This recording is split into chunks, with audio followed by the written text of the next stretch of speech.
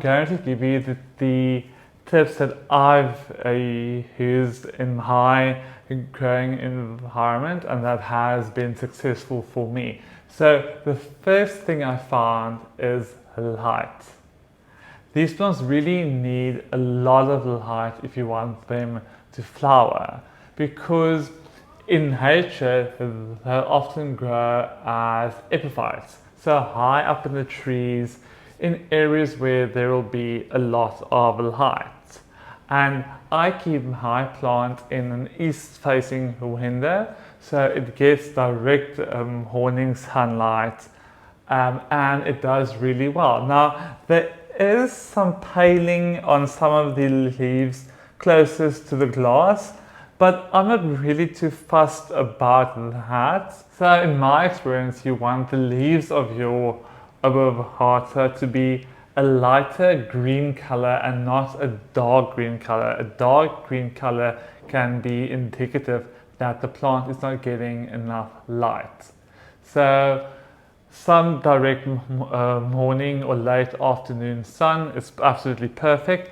I would keep your plant out of any midday sun because the sun in the middle of the day can burn the leaves of your plant. So then the second thing that we have to talk about with flowering plants, of course, is fertilizer. And I don't think Hoyas are particularly heavy feeders, but they do need something in order to produce the flowers. So I give my plants a solution of liquid kelp as a fertilizer to help get them to flower. So the next thing we have to talk about is watering. And as you know, I don't like keeping these types of Hoyas too wet. I think it's good for them to dry out periodically for the health of their roots. So I do allow my plant to dry out quite a bit because I see them as kind of tropical succulents. So they don't want to be too wet, because if you keep them too wet, they are likely to develop root rot.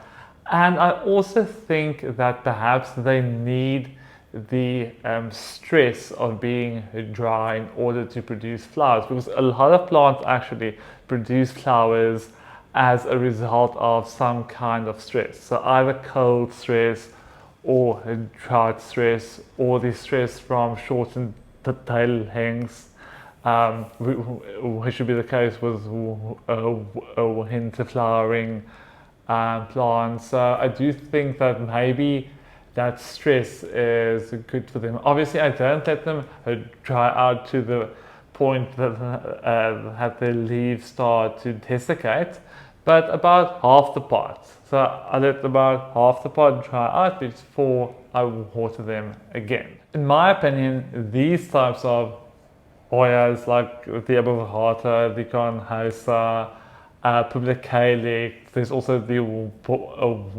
Hatii, and basically all the types with the thick, fleshy leaves that can handle the lower humidity. In my opinion, these plants are pretty tough, and you don't really need to baby them too much.